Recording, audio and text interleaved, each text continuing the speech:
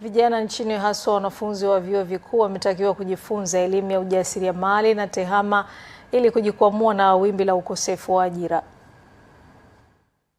Washiriki ni kwamba sisi tumetoa uwazi kwa mtu yeyote kuweza kushiriki, na ushiriki ni kwamba ni bure kabisa. Mtu yeyote ambaye ana uwezo wa kufika katika jengo la Haidari Plaza floor ya 8 katika kituo kinachoitwa Nuru Center tunamkaribisha. Tuliwakaribisha waje kuhudhuria semina kama hiyo.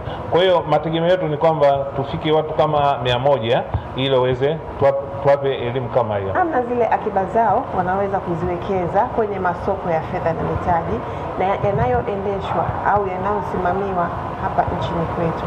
Masoko haya yapo na ni rafiki kwetu sote, lakini kuna changamoto au kuna elimu ndogo ya namna ya kuyafikia.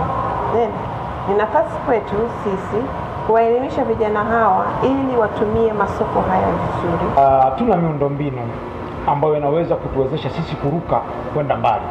Na kupa mathalan nchi kama India ama China wameruka. Vipi wameruka? Sisi tunahitaji kwanza kuwaleta vijana wetu pamoja na tubadilishe style ya education.